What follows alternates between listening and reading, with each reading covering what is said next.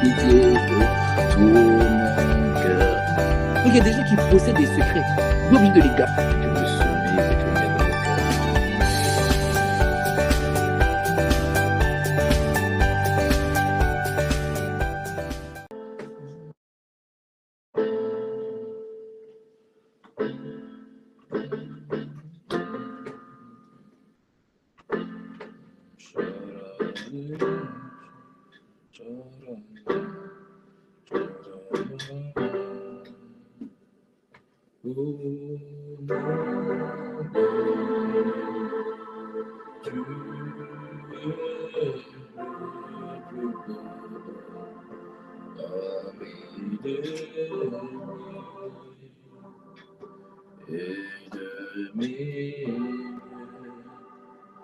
Oh mon bien-aimé, tu es le plus beau parmi des milliers, de milliers, mon bien-aimé, oh mon bien-aimé, tu es le plus beau parmi des milliers de milliers, mon bien-aimé, oh mon bien, au milieu de 10 000, tu es au plus milieu de 100 000, parmi des mille, tu es le Dieu unique. Et demi, tu es le Dieu véritable, oh mon bien, mon âme à moi, tu es le plus beau, je reconnais parmi des mille, au milieu de milliards de personnes et de mille, tu es le plus beau, mon bien, et tu ne changeras pas, tu es le plus beau parmi des mille, parmi des milliers de mille. Y a-t-il un amoureux, oh mon bien, qui veut lui dire que Dieu est le plus beau? Nous voulons te dire d'un amour désintéressé parmi des mille. Oh, nous t'aimons, Yahweh. Nous sommes amoureux de toi, oh mon bien, nous sommes remplis de toi, Dieu. Oh, ce jour de Pentecôte, nous célébrons l'Esprit de Dieu parmi des mille. Nous sommes amoureux de toi et de mille. Oh mon bien-aimé, oh mon bien-aimé, tu es le plus beau parmi des mille, parmi des milliers de mille. Oh mon bien-aimé, oh mon bien. Il faut que ce chant devienne des paroles sur ton cœur. Tu es le plus beau parmi des mille, parmi des milliers de mille. Oh mon bien-aimé, oh mon bien, oh mon bien-aimé, tu es le plus beau parmi des mille, parmi des milliers de mille. Et ce n'est pas un chant, oh mon bien, ce n'est pas un spectacle. Élève la voix de lui. Tu es le plus beau parmi des mille.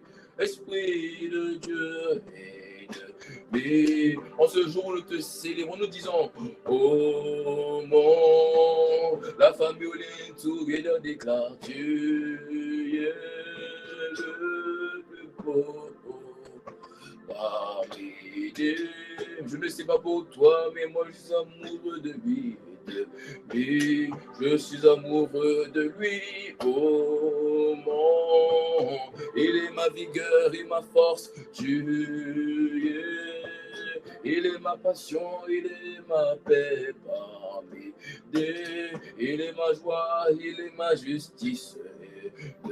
Il est ma longueur, il est ma largeur, oh mon. Il est ma puissance et ma plénitude, tu es. Il est celui que mon cœur aime parmi des. Il est celui que mon âme réclame. Et je suis amoureux de lui, oh mon, je suis amoureux de Yahweh Dieu, yeah. Je suis amoureux de toi parmi 10 000 hommes et de milliers, je te choisirai, oh mon bien. S'il fallait faire le choix entre toi et 1 million de personnes, c'est toi que je choisirais, Abba Père. Hein. S'il fallait faire le choix entre toi et 10 milliards de personnes, c'est toi que je choisirais. Tu es celui qui a plus d'importance et de valeur à mes yeux. Tu es celui que mon cœur aime, oh, mon bien-aimé. Tu es le plus beau parmi les milliers de milliers, mon bien-aimé, oh, mon bien-aimé, ah oui, tu es le plus beau parmi des milliers de milliers, Yeshua, Yeshua, Yeshua.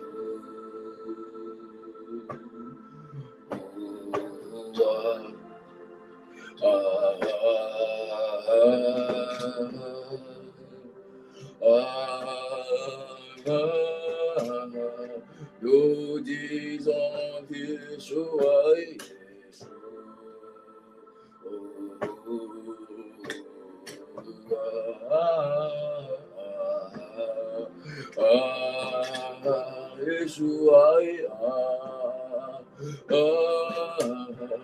nous honorons la personne de Yeshua,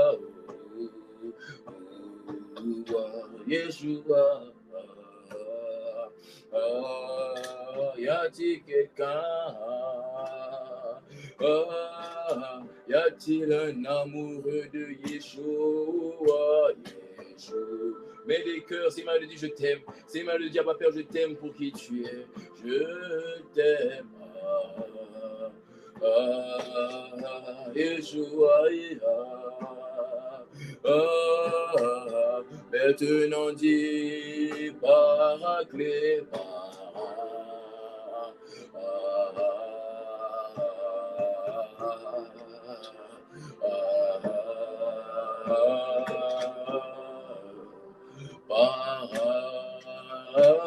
Paraclet, dis Saint-Esprit, Saint.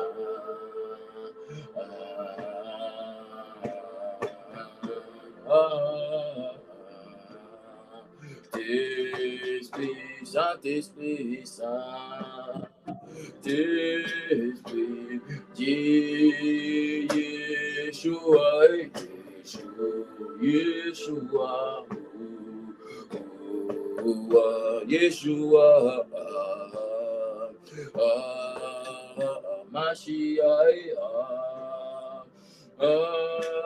C'est le nom par lequel tout homme doit être sauvé. C'est le nom qui a été donné aux êtres humains. C'est le nom qui mène au Père.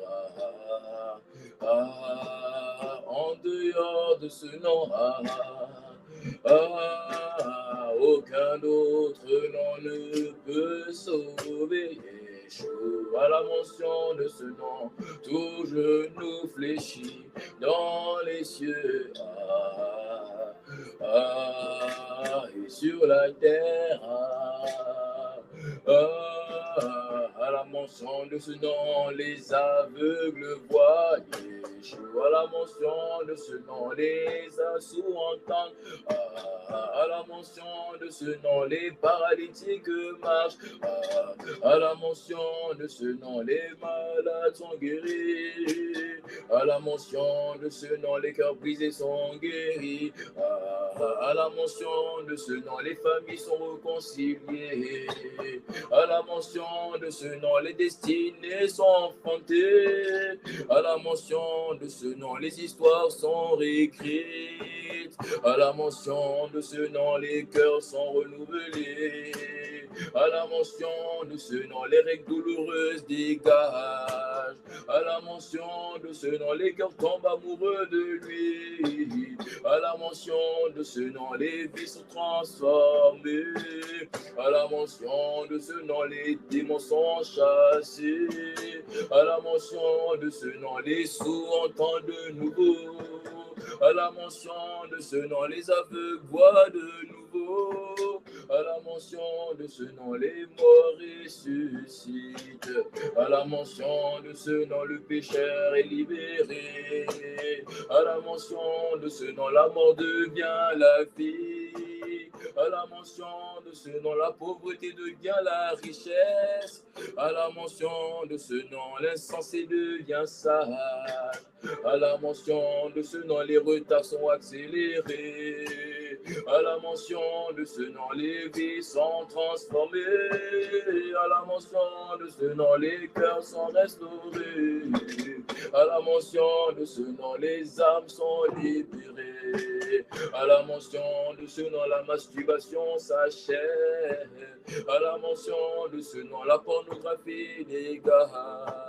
À la mention de ce nom, le péché est rejeté. À la mention de ce nom, les divorces sont abolis. À la mention de ce nom, la stérile enfant. À la mention de ce nom, les malheurs trouvent en bonheur. À la mention de ce nom, à la mention de ce nom, à la mention de ce nom, les vies sont transformées. À la mention de ce nom, les destinées sont enfantées. À la mention de ce nom, les héros sont réveillés. À la mention de ce nom, les inconvertis se convertissent. À la mention de ce nom, les incirconcis sont circoncis. À la mention de ce nom, les cœurs endurcis sont rendus chers. À la mention de ce nom, nous tombons à ses pieds. À la mention de ce nom, nous nous prosternons devant le trône. À la mention de ce nom, toute langue confesse qu'il est Dieu. À la mention de ce nom, un seul est glorifié. À la mention de ce nom, nous reconnaissons qu'il y a un Dieu sur la terre. À la mention de ce nom, le surnaturel touche le naturel. À la mention de ce nom, l'extraordinaire touche l'ordinaire. À la mention de ce nom, le miraculeux est visible. À la mention de ce nom, les destinées deviennent glorieuses. À la mention de ce nom, les vies sont transformées. À la mention de ce nom, les vies sont transformées. À la mention de ce nom, à la mention de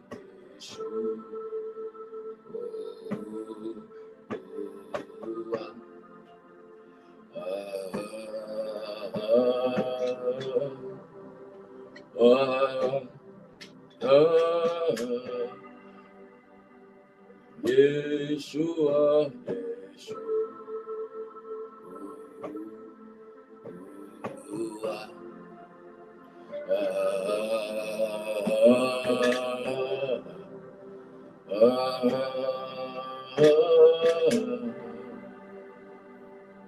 Yeshua. On va faire en te disant merci. Merci parce que tu es là par ton esprit. Et aujourd'hui, en ce jour de Pentecôte, nous célébrons l'esprit. Nous voulons que tu nous fasses prendre conscience qu'il ne faut pas un jour dans l'année pour célébrer l'esprit. Mais tant que nous respirons, nous devons te célébrer. Tant que nous respirons, nous devons t'honorer. Tant que nous respirons, nous devons t'apprécier. Nous devons te valoriser. Nous devons te reconnaître comme l'unique et le véritable. Nous devons t'acclamer, nous devons t'adorer. Parce que tu es digne d'être acclamé. Parce que tu es digne d'être honoré. Tu es celui qui a bien voulu habiter en nous, dans les vases de terre que nous sommes. Et tu as rendu ces vases de terre des vases d'honneur. Ce qui fait de nous des vases d'honneur, ce n'est pas notre nom de famille. C'est que Dieu lui-même, à qui est dû l'honneur, est venu habiter dans des vases de terre que nous sommes. Et voilà comment des vases que nous étions, destinés à la perdition, destinés au meurtre, à la menace, destinés à la disgrâce, parce que tu es venu habiter en nous, tu as transformé nos histoires, tu as transformé nos vies. C'est ça la Pentecôte. La Pentecôte, c'est l'amour de Dieu à un homme.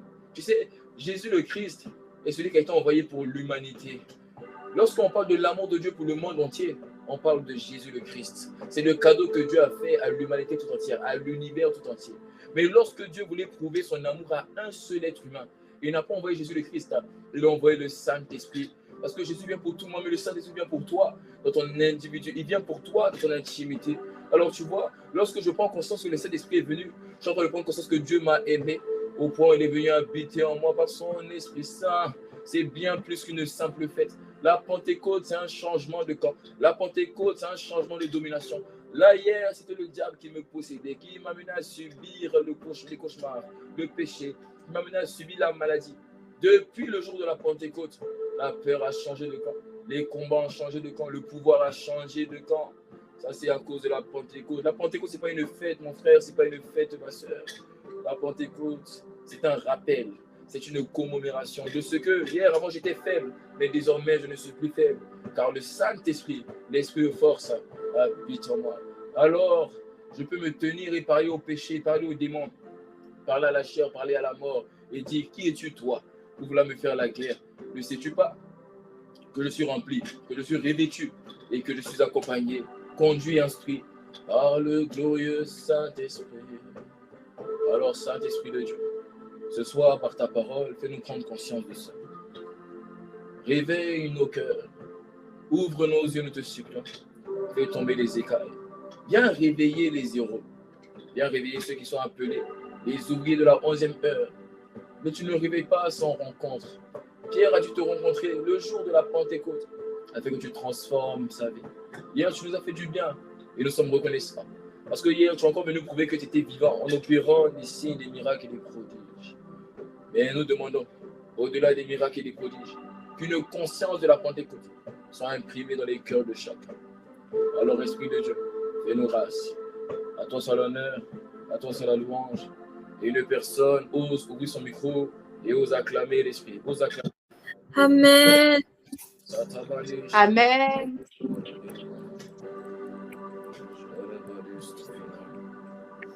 Au nom de Jésus.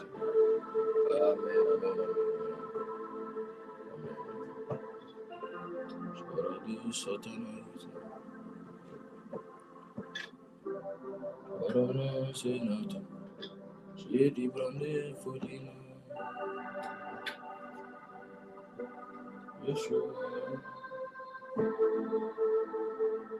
Amen.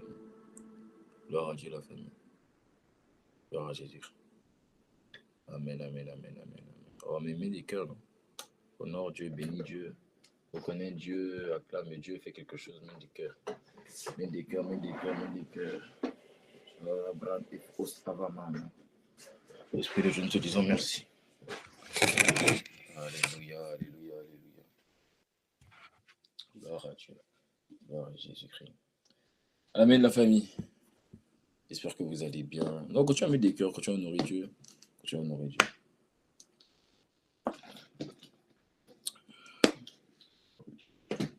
Amen. Gloire à Dieu. J'aime la présence de Dieu. J'aime ça. Je vis pour ça. Je vis pour que cette présence non seulement me remplisse, mais qu'elle m'environne. Afin que quel que soit le lieu où je suis, par la conscience de cette présence, elle se déclenche. Il n'y a rien de mieux que de déclencher, de savoir déclencher la présence de Dieu. Quand tu sais déclencher la présence de Dieu, je t'assure, fais-moi confiance. Ta vie ne peut être la même. Et c'est ça l'essence de la Pentecôte. Tu vois, il y a des fêtes, tu fais, tu célèbres, mais tu ne sais pas ça veut dire quoi. La Pentecôte, c'est un changement de pouvoir. C'est un changement de bâton. L'autorité avait été donnée au diable par Adam. Parce que la Bible dit que tu te rends esclave à celui à qui tu as obéi. Parce que Adam est tombé, ce qu'il a fait, c'est qu'il a donné l'autorité à Satan. La Pentecôte, c'est Dieu qui reprend l'autorité. C'est Dieu qui reprend maintenant le contrôle. Il dit, c'est bon, Satan a assez joué dans le cœur des hommes, je reviens, je prends le contrôle. C'est ça la Pentecôte. Et nous devons prendre conscience de ça. Amen. Gloire à Dieu. Alors je vais te laisser inviter quelqu'un. Je vais te laisser inviter quelqu'un parce que ce soir, là, le message d'aujourd'hui, là, mon frère.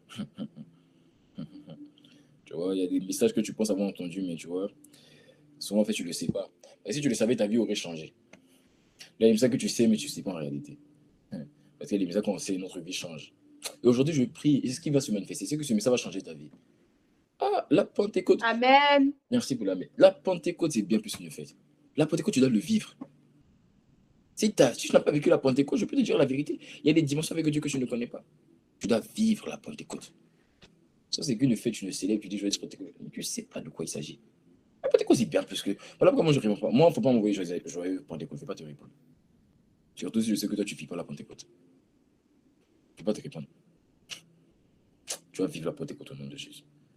Alors, partage le lien. Partage le lien.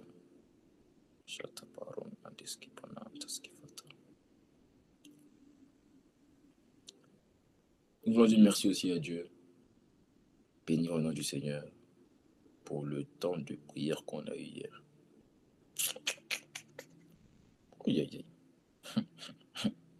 Non, tu vois. Je te comprends. T'es pas, voilà, tu mets pas des cœurs, je te comprends. Tu dis pas, mais je comprends. Je te comprends. Tu vois, moi, par la grâce de Dieu, ça fait maintenant bientôt 3 ans que je sers Dieu. Chaque semaine, tant de messages, tant de prières. Tant de messages, tant de prières. J'ai vu Dieu se manifester. J'ai vu Dieu faire des grandes choses. Mais ce qu'on a vécu hier, là, non, c'était bizarre. Non, c'était bizarre. J'ai vu Dieu faire des grandes choses. Mais ce qui s'est passé hier, là, c'était bizarre. C'est comme si j'avais des ressources que chacun repartait avec un témoignage.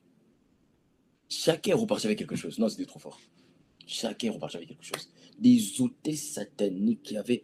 Oh, Seigneur. Non, quand on te dit la Pentecôte est dangereuse, quand l'esprit décide d'atterrir, souvent l'esprit, il faut savoir le provoquer.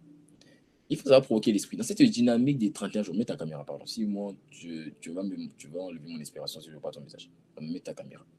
Vraiment, faut pas truc. Dans cette dynamique des 31 jours dans lesquels on est rentré, dans cette dynamique de 31 jours, là, je t'assure, hein, je peux te parler véritablement. On est en train de faire ce qu'on appelle provoquer Dieu. C'est quoi provoquer Dieu? Provoquer Dieu, c'est amener Dieu à un niveau où il dit, normalement, je n'étais pas censé agir maintenant. Mais vous m'avez provoqué. M'avez provoqué. Quand on a vu ce qui s'est passé hier soir, moi je pense que c'est le résultat de ce qu'on appelle une provocation divine. Savoir provoquer la main de Dieu. Savoir provoquer Dieu. Et Dieu, en tout cas, quand on provoque Dieu, Dieu t'a montré c'est quoi. Dieu t'a montré hier, il t'a montré ce qu'on appelle le provoquer. Tout le monde est reparti avec quelque chose. C'est incroyable. Des maladies, c'est incurable. Il y a une sœur qui avait, quoi déjà là, vitiligo. Moi, avant, je pensais que c'était une pommade. Je vais être honnête avec toi. Lorsque j'ai appris que c'était une maladie du corps. Mais ça ressemble à une pommade. Vitiligo. Ça, c'est comme une pommade. Maladie dite incurable. Du fait qu'on ne guérit pas de ça. Elle avait des taches. Mais l'Esprit de Dieu a effacé les taches. On entend dire. Il y a des choses bizarres qui sont passées. Des gens ont dit que j'ai senti des choses sorties de moi. Qui étaient en moi. Ah! Non. Tu sais, quand j'ai fini, dès que j'ai fini, dès qu'on a raccroché, moi je lui prier encore. J'ai dit, Seigneur, tu sais, je vais te donner un secret. Je peux te donner un secret. Je peux te donner le secret ou pas? Ok. Tu sais, dans le Nouveau Testament, le jour de l'Ascension, dans Acte 1, il y a une chose qui s'est passée. On peut lire, vous voulez qu'on lise les versets? Ok, on va lire les versets. Acte 1. Ça, l'Esprit m'a montré ça ce matin. J'étais surpris, j'ai dit, Saint-Esprit, c'est trop fort. Donc ça ce matin. C'est pas mon message, hein. Je ne vais même pas rendre mon message. Mais je veux te partager ça. Acte 1. L'Esprit m'a montré ça ce matin. Aïe. Donc dès que, tu vas comprendre pourquoi, dès qu'on a raccroché hier, je suis allé prier. J'ai dit non, cette histoire-là, la manière dont le ciel est ouvert là, il faut que j'aille en veiller en même temps. Parce que quand le ciel est ouvert comme ça, il faut profiter. Tu ne sais pas quand le ciel sera ouvert comme ça encore. Alors regarde, acte 1. Jésus a fini de dire dans acte 1, verset 8, mais vous recevez une puissance. Donc il annonce la Pentecôte, le Saint-Esprit survenant sur vous. Et vous serez quoi? Mais témoin à Jérusalem, dans toute la Judée, dans la Samarie, jusqu'aux extrémités de la terre. Maintenant, écoutez, verset 9. Après avoir dit cela, voyez sa dernière phrase. Et non, il dit, après avoir dit cela, acte 1, verset 9, il fut élevé, autrement dit, il fut enlevé.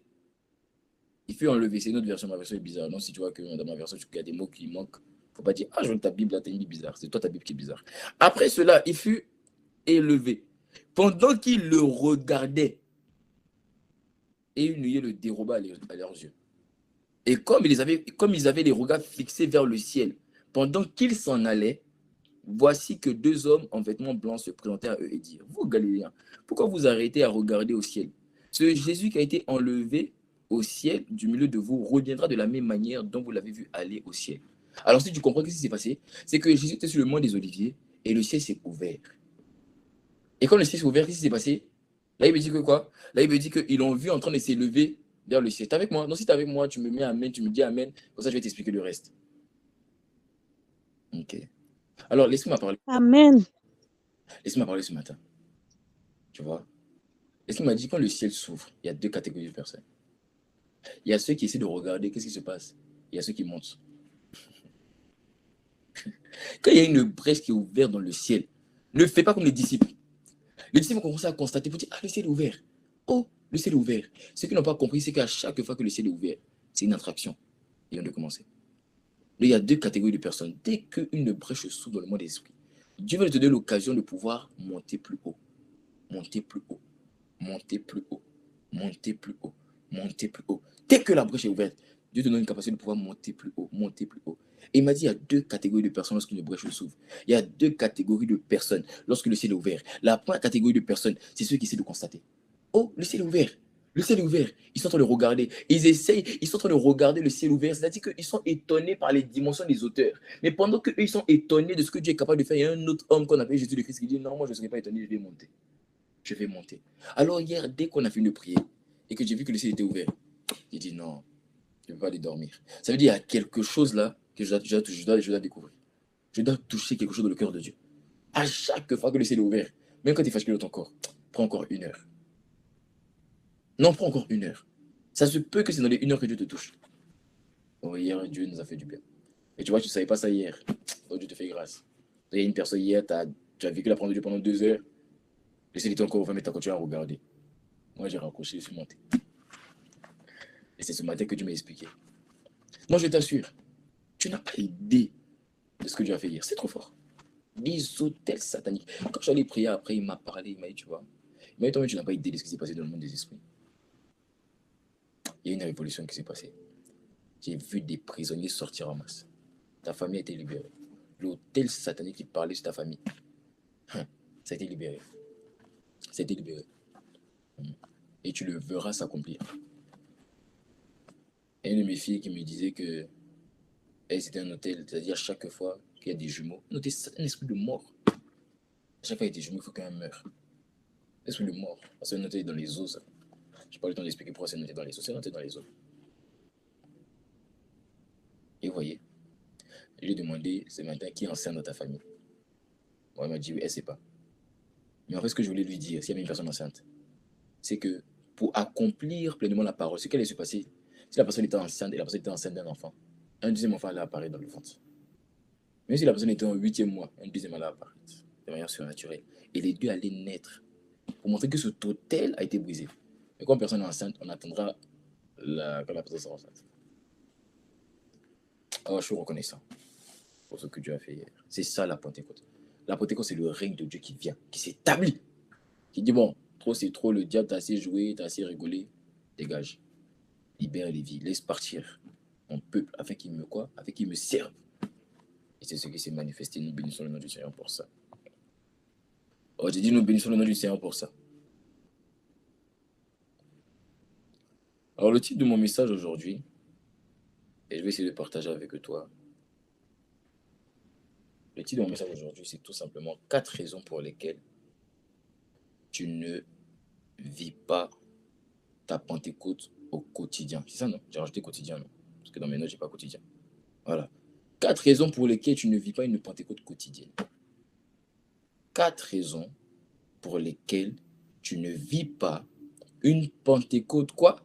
Quotidienne. Je t'ai dit, la Pentecôte, c'est quoi? Ce n'est pas... La Pentecôte, ce n'est pas une fête. C'est bien plus qu'une fête.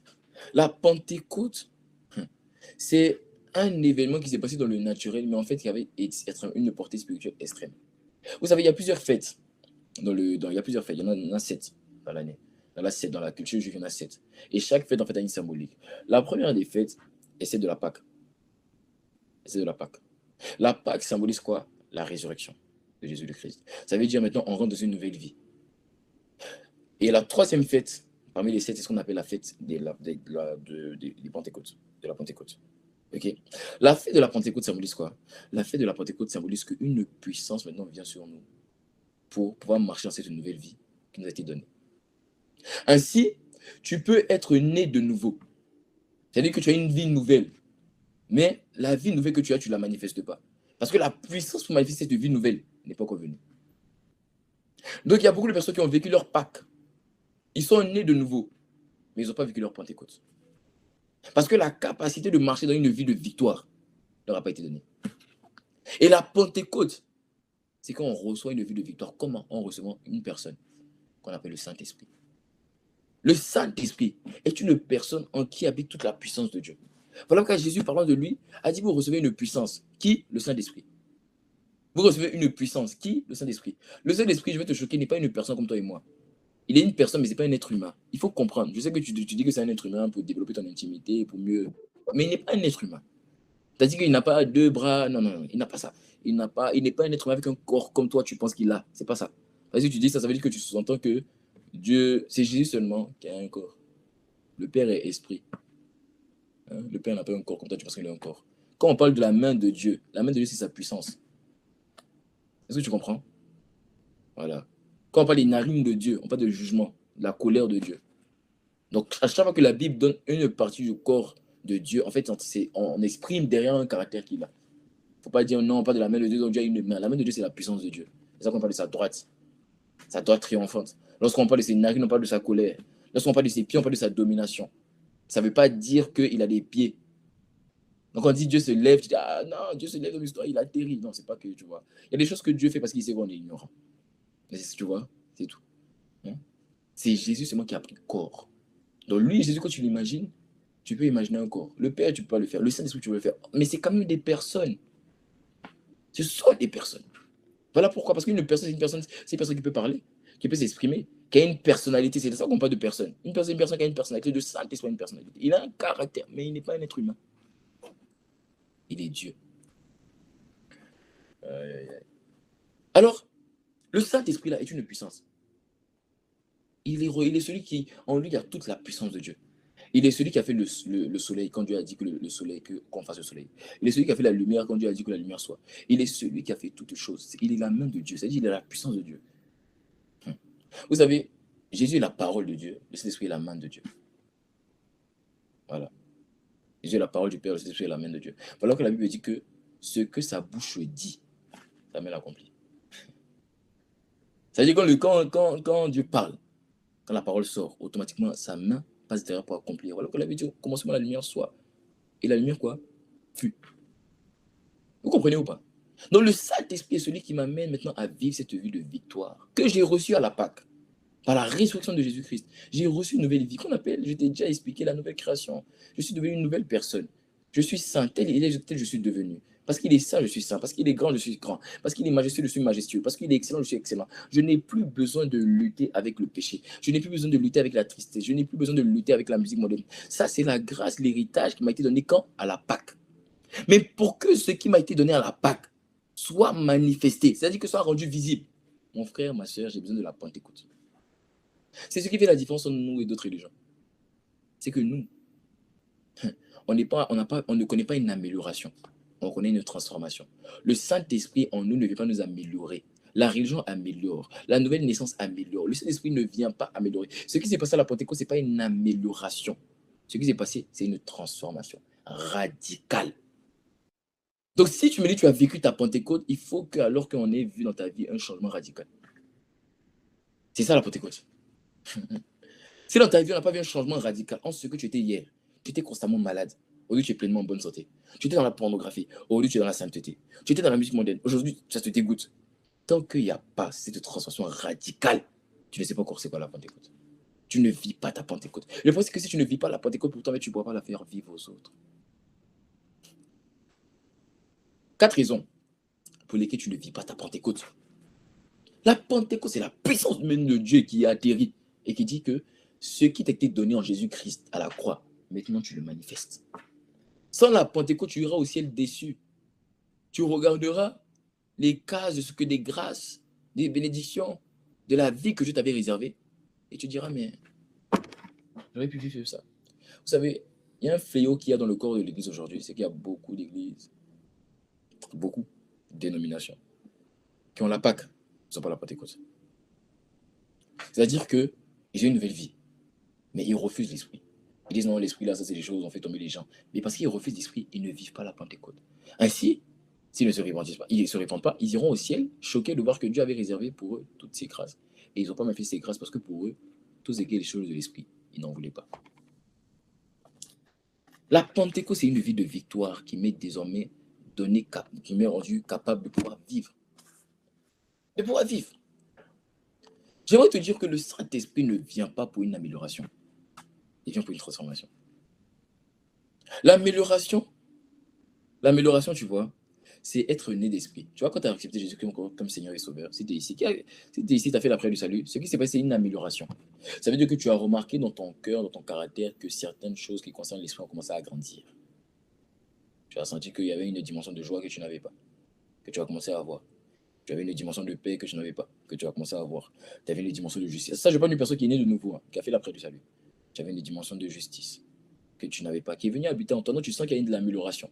Tu n'es pas encore parfait. Il y a un peu du monde, mais il y a un peu de Dieu. Il y a un peu de la chair, mais il y a un peu de l'esprit. Il y a un peu de la mort, mais il y a un peu de la vie. Ça, c'est une amélioration. C'est-à-dire que tu sens que les choses qui concernent Dieu en toi ont pris une nouvelle dimension. Mais ils ont pris une nouvelle dimension, mais il n'y a pas de changement radical. C'est ça la nouvelle naissance. Okay? Non, tu comprends ce que je t'en explique, que tu ne comprends pas. La prière du salut, c'est ce que ça te donne. Ça te donne une amélioration des choses de Dieu en toi. Donc tu vis plus de paix, tu vis plus de joie, mais tu es encore frustré, n'est-ce pas? Parce que tu as plus, mais en même temps, il y a un trou qui n'a pas encore été quoi? Rempli. Voilà pourquoi le jour de la Pentecôte, l'Esprit, il fait quoi d'abord? Il remplit. Parce que je te sens frustré de ce que tu n'es pas pleinement rempli. Il y a une amélioration. C'est comme si avant, tu étais à 0% de joie, 0% de paix, 0% de vigueur, 0% d'excellence. Ce qui se passe le jour de la Pâque, lorsque tu reçois Jésus comme Seigneur et Sauveur, ça monte à 30%. Pour certains, ça monte à 50%. Pour certains, ça monte à 60%. Ce qui se passe le jour de la Pentecôte, c'est que ça atteint les 100%. À ce moment-là, il y a transformation. Donc, tu ne peux pas parler de transformation tant que tu n'as pas vécu ta Pentecôte. Sous-entendu, tant que tu n'as pas été rempli et revêtu de l'Esprit. C'est là qu'on parle de Pentecôte. C'est là qu'on parle de Pentecôte. Donc l'amélioration de ton caractère, là, l'amélioration de tes bonnes habitudes, l'amélioration de ta vie de prière, l'amélioration de ta vie de méditation, l'amélioration de ta capacité à marcher dans la volonté de Dieu, cette amélioration, mon frère, ma soeur, ne vient pas de la Pentecôte. La Pentecôte ne donne pas l'amélioration. Ça, c'est la nouvelle naissance. Ce qui donne l'amélioration, c'est la nouvelle naissance. La Pentecôte donne une transformation radicale. Tu me dis, tu as vécu la Pentecôte, tu n'es pas une version améliorée de toi-même. Tu es une version transformée de toi-même. C'est ça la Pentecôte. Si quand on te voit, je vais te choquer. Tu sais quoi vivre la Pentecôte? Je vais te choquer de manière pratique. Tu sais quoi? C'est qu'on regarde qui tu es aujourd'hui. Et quand tu nous expliques ce que tu étais hier, on peut pas, en fait, on n'arrive pas à imaginer que tu étais ça hier. À ce moment-là, tu peux dire que tu as vécu ta Pentecôte. Moi, les gens me voient quand je leur dis avant, je voulais des voitures. Dis-toi, tu vois, il y a une personne qui a fait tu vois. Ils ne comprennent pas. Pourquoi? La Pentecôte ne vient pas m'améliorer. La Pentecôte vient me transformer. Quand une personne ne vit la Pâque, ce qui se passe, on remarque qu'elle a commencé à avoir un changement. La Pentecôte me transforme radicalement. On n'arrive même pas à imaginer qui j'étais dans le monde. C'est-à-dire que c'est d'un écart, tu n'as pas idée. C'est ce qui sera manifesté chaque jour de ta vie. On parle de la Pentecôte le jour de la Pentecôte. Amen. On parle de la Pentecôte le jour de la Pentecôte pour se commémorer ce que l'Esprit a fait. Mais en fait, le jour de la Pentecôte, ce n'est pas une fois dans l'année. Tu dois le vivre chaque jour. Chaque jour, tu dois vivre. De la même manière que chaque jour, tu dois porter ta croix. Ça, c'est vivre la crucifixion, la Pâque. C'est aussi vrai que chaque jour, tu dois vivre la Pentecôte. Une vie de power, une vie où on ne subit plus. Oh, une vie où les cauchemars, les maris de nuit, les femmes de nuit ne viennent plus te traumatiser dans tes rêves. Quand ils viennent, tu les attrapes. Vous savez, il y a une grossesse qui est tellement remplie en moi que moi j'ai tué les sorciers dans mon rêve. Tu ne peux pas m'attaquer dans mon rêve. Il y a une grossesse il y a une conscience de Dieu qui est tellement pleinement dans mon rêve que même dans mes rêves, je prie en langue. Dans mes rêves, je tue des sorciers. Dans mes rêves, je fais la guerre au diable. Après, il y a 2 jours, j'ai fait un rêve où il y avait comme des filles qui voulaient rentrer dans ma chambre. Elles me disaient, oui, est-ce qu'on peut manger dans ta chambre? Et dans leur rêve, je leur ai dit, moi, on ne mange pas dans ma chambre. Pourquoi? Parce que dans le monde naturel, moi, je dis qu'aucune fille ne met pied dans ma chambre. Même dans mon rêve, ça m'a localisé là-bas. C'est ça la Pentecôte. On ne subit pas. C'est-à-dire même que le diable pense qu'on est endormi dans notre sommeil, on est éveillé. C'est ça la Pentecôte. C'est ça la Pentecôte. C'est ça la Pentecôte. Le Saint-Esprit n'est pas venu pour t'améliorer. Il est venu pour te transformer. Et à chaque fois que l'Esprit a manifesté cette transformation, ce qui s'est passé, c'est que le Saint-Esprit est venu sur un homme. C'est quand l'Esprit vient sur toi qu'il y a une transformation. Et dans la Bible, on appelle ça le revêtement. Luc 4. Et il me dit quoi? Jésus sortant du désert, fut quoi? Il fut revêtu de quoi? De l'Esprit. C'est là la transformation. La transformation s'opère lorsque l'Esprit vient te revêtir. Ça veut dire qu'il vient te mettre sur toi un manteau. Il vient mettre sur toi un habit militaire. Il vient mettre sur toi un habit d'autorité. Qui te confère alors une autorité, un pouvoir, exousia, un mandat, une capacité. Et maintenant, dans ta voix, tu as le pouvoir de pouvoir parler. Tu peux parler aux démons, ils vont t'obéir. Il a dit, voici les miracles accompagneront ceux qui ont quoi? Cru. En mon nom, ils chasseront des démons. En mon nom, ils guériront les malades. Ça, c'est la Pentecôte. C'est ce qui se passe lorsque l'Esprit vient te revêtir. Vient te revêtir. Mais il n'y a pas de revêtu par l'Esprit si au préalable, il n'y a pas eu de rempli par l'Esprit. Donc, avant que l'Esprit te revête de sa power, qu'est-ce qu'il fait? Il va d'abord remplir ton esprit. C'est là qu'on parle de plénitude de l'Esprit. Et c'est ce qui s'est passé avec Jésus dans Luc 3, quand il est dans le jour de son baptême. Là, il me dit que Jésus, rempli de l'Esprit, fut poussé par l'Esprit dans le désert. Et après, il a été revêtu. Vous voyez ce que je veux dire? Donc, l'Esprit va d'abord te remplir. Il te remplit d'abord. C'est tout ça. Quand l'Esprit commence à te remplir, c'est ça qu'on appelle la Pentecôte. Il te remplit, et il te revêt. C'est-à-dire qu'il met sur toi un habit. Et j'ai enseigné ça pendant des années. Même mon livre, sans un témoin, que tu n'as pas acheté, il faut acheter. Faut acheter. J'en parle de ça. Je parle de ça. Ce qui se passe, c'est comme, j'ai expliqué ça une fois, j'ai prêché. J'ai dit, c'est comme une bouteille d'eau. La bouteille, on l'a remplie d'eau. On l'a remplie d'eau. Quand ça va arriver, là, ce qui va se passer, c'est que ça va commencer à déborder sur l'extérieur. Le fait que ça déborde sur l'extérieur, c'est ça qu'on appelle le revêtement. Donc, il n'y a pas de débordement sur l'extérieur de la bouteille tant que la bouteille n'a pas d'abord été remplie au préalable. Est-ce que tu comprends? Donc, lorsque l'Esprit te transforme, il va te faire entrer dans un processus de revêtement. Mais ce revêtement vient après la plénitude. Et après la plénitude. Et après la plénitude. Maintenant, dans la Bible, et surtout dans Acte 2, le revêtement en question a été symbolisé par quoi? Le baptême de l'Esprit. Le baptême du Saint-Esprit. Par le signe de quoi? Le parler en langue. Ça veut dire que le revêtement, à quel moment tu l'as reçu? Lorsque tu as reçu le baptême de l'Esprit. Là, une personne me dit, waouh, comment ça? Le jour où tu as eu la capacité de parler en langue, Dieu venait de te donner ce qu'on appelle une onction. Il venait de te donner ce qu'on appelle un manteau. Il venait de te donner ce qu'on appelle un revêtement, un habit militaire. Oui, d'autres personnes sont des généraux. Mais toi, à ton niveau, tu as une autorité. Mais si tu viens de sortir de l'école de police avec ton habit, tu as une autorité pour parler aux circonstances. Et les circonstances sont obligées d'obéir. Ils sont obligés de se soumettre à ce que tu dis. Tu n'as peut-être pas le grade que d'autres personnes ont. Ce n'est pas ça le plus important. Le plus important, c'est que tu as l'habit. Le grade, ça vient. Le grade, il ne faut pas confondre le grade et puis l'autorité. On a tous l'autorité en Jésus le Christ, mais on n'a pas forcément le même grade. Il y a des généraux et il y a des caporales. Mais il y a des personnes qui viennent de sortir de l'école de police. Mais la personne qui vient de sortir de l'école de police, de l'école ministère, et ce qui parle, ce qui est dit sera accompli. Tu ne peux pas amener une personne qui vient de sortir de l'école de police à douter de son uniforme.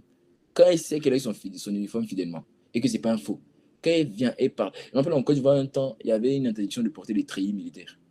Nous autres, on va porter des militaires, on enlève. Oui, il y avait un temps, il y avait ça. Donc tu peux porter ton habit, tu dis, ah, moi je suis un treillis. On dit, non, tu n'as pas le droit. Ça veut dire que ce n'est pas n'importe qui est appelé à porter un treillis militaire. Mais nous, Jésus nous a donné ce treillis-là par l'Esprit qui est venu nous baptiser d'Esprit Saint. Donc, ça veut dire qu'on a une puissance. Donc, même les hommes ont compris que cet habit est tellement sacré qu'on ne permet pas à n'importe qui de le porter. Est-ce que tu comprends? Donc, l'onction de Dieu qui est venue sur toi le jour où tu as reçu le baptême de l'Esprit et que tu t'es mis à parler en langue, tu as dit oui, mais moi j'ai entendu des bababa. C'est ça. Tu viens de recevoir quelque chose. À ce moment-là, quand tu étais né de nouveau par la prière de la nouvelle naissance, tu parlais à Dieu, mais il ne fallait pas oser parler aux démons. Tu vois? Tu parles, ils vont te gifler. Après, tu n'as pas l'habit militaire. Tu n'as pas l'habit de police. Tu ne peux pas arrêter quelqu'un. Tu es en civil. Tu ne peux pas le faire. Tu es en civil, même si tu es policier peut-être. Quand tu es en civil, tu n'es pas policier. On ne te calcule pas. Tout ce que tu te tais. Moi, j'ai vu des vidéos sur Internet où il y avait des bagarres, des soi-disant policiers, mais qui n'étaient pas en treillis. Et quand ils ne sont pas en treillis, on les frappe. Hein. C'est là que tu te rends compte que le treillis, là, ça donne des muscles. Alors, tu vois, quand tu n'étais pas rempli, revêtu de l'esprit, tu n'avais pas ça. Tu ne pouvais pas parler aux démons. Donc, on dit que nous, on écrase la tête des serpents. Tu écoutes, tu dis Amen. Mais toi, tu sais que tu peux pas oser. Mais dès lors que le Saint-Esprit est venu sur toi et que tu t'es mis à parler en esprit, j'ai dit, le parler en langue, c'est la preuve que tu as reçu ce baptême. Une fois que tu t'es mis à parler, maintenant, tu peux parler aux situations.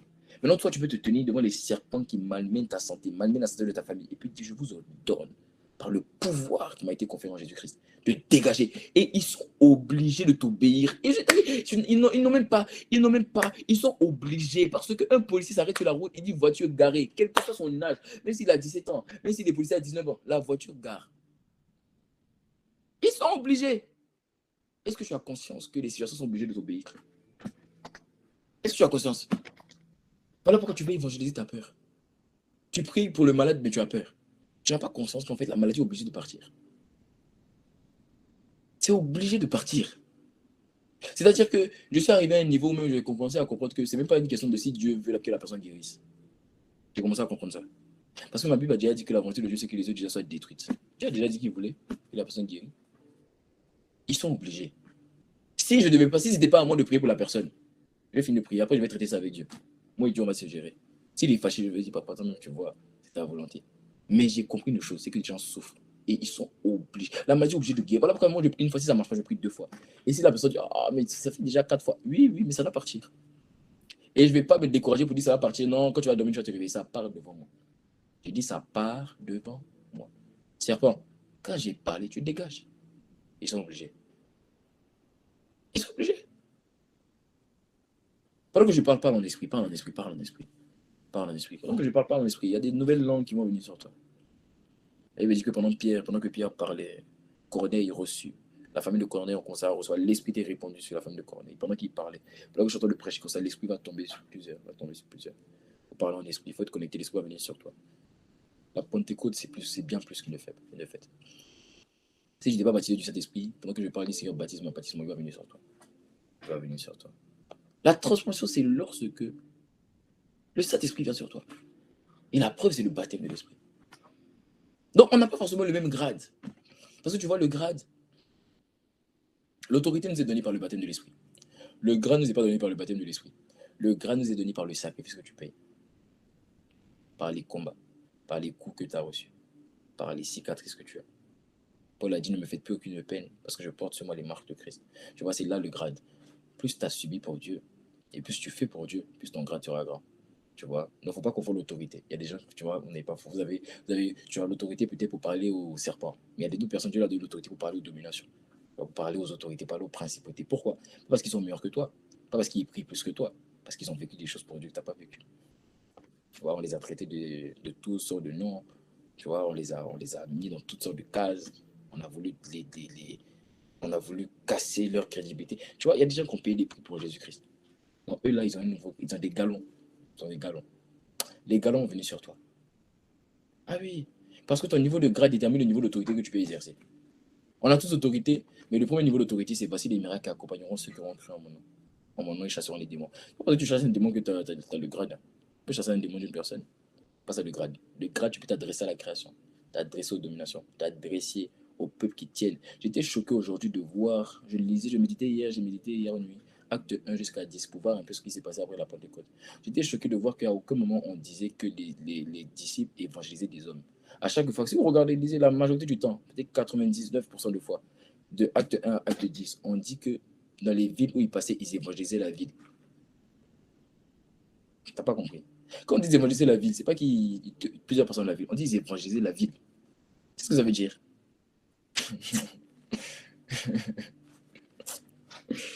Aïe, aïe, aïe. Je n'aime pas commencer mon message. Ah, mon Dieu. Alors, le Saint-Esprit est venu pour te revêtir. Voilà pourquoi nous devons, et toi et moi, on doit aspirer au revêtement. On doit aspirer. Et tu sais, même si tu as reçu le baptême de l'Esprit, il y a toutes des dimensions en plus avec l'Esprit. Oui, tu peux le voir dans le livre d'Ézéchiel. Elle veut dire qu'il y avait l'eau qui remplissait au niveau de la cheville, qui passe au genou, qui passe à la hanche. Jusqu'au point, il y a ce qu'on appelle overflow. Je n'ai pas poussé par ça, c'est pas là-bas où tu m'as convaincu. On parle de overflow. Donc souvent, quand tu as reçu le baptême de l'Esprit, ce qui s'est passé, c'est que l'eau est au niveau de ta cheville. Là, tu es au niveau encore de 15 minutes, 30 minutes de prière en langue. Si tu continues, ça va monter au niveau du genou. Après, ça monte au niveau de la hanche. Au bout d'un moment, ça t'inonde. Tu deviens noyé dedans. C'est-à-dire, même si on te réveille la nuit, quand tu te réveilles, ta bouche est en train de bouger. À ce moment-là, tu es overflow. Que la grâce du overflow vienne sur toi. Avec que tu sois inondé constamment, sans cesse, partout tu vas, tu es inondé par l'Esprit. Oh, c'est ce que tu dois aspirer. Tu dois aspirer à être inondé par l'Esprit. Tu dois aspirer au overflow. Tu ne dois pas aspirer à te contenir des 1 heure de prière, 2 heures de prière, 3 heures de prière, tu penses que tu es arrivé. Non, non, non. Tu dois aspirer au overflow. Il y a des dimensions que tu ne connais pas. C'est parce qu'on est sur Internet. Il y a des choses que je vais te dire. Si je dis, tu vas dire, je moi. Là, je vais dire, je connais un homme qui a une fois prié 20 heures dans la journée. Il y a des dimensions que tu ne connais pas. Overflow. Même quand tu as voulu t'arrêter de prier, tu n'arrives pas. Que cette grâce de vivre la Pentecôte vienne sur toi au nom de Jésus. Que ça vienne sur toi. Le Saint-Esprit est venu pour ça. C'est la Pentecôte qui change ta vie. Alors le Saint-Esprit est dans la place. Et ta vie ne change pas. Et on ne voit pas de transformation. On voit une amélioration. Mais quand tu es aujourd'hui, si tu nous dis, ouais, avant moi j'étais constamment malade, on va dire, oui, ça se voit. Ouais, avant j'étais dans l'impudicité, on va dire, oui, ça se voit. Ouais, avant j'étais dans le vol, on va dire, oui, ça se voit. Pourquoi? Parce que quand on voit aujourd'hui qui tu es, et tu nous dis que hier tu fais ça, en fait on ne voit pas une transformation, on voit une amélioration. La Pentecôte n'est pas venue te donner une amélioration. La Pentecôte est venue te donner une transformation. Alors le Saint-Esprit est dans la place. Et ta vie ne change pas. Il y a quelque chose qui manque. Il y a une chose qui manque. Quand le Saint-Esprit vient dans la place, dans la vie d'une personne, il n'y a pas une amélioration, il y a une transformation. Regardez la vie de Jean. Regardez la vie de Jean. Jean qui était prêt à détruire la Samarie. Un colérique. Un alcoolique. Il ne faut pas être, non, pour être colérique, il faut boire de l'alcool. Il voulait détruire la Samarie. Il voulait envoyer le feu sur toute une ville parce que la ville a refusé que Jésus passe. Il dit Seigneur, pouvez-nous envoyer le feu? Au point où Jésus a commencé à l'appeler fils de tonnerre. Il a dit, toi-même, tu m'étonnes. Jésus, ce gars est devenu le disciple de l'amour.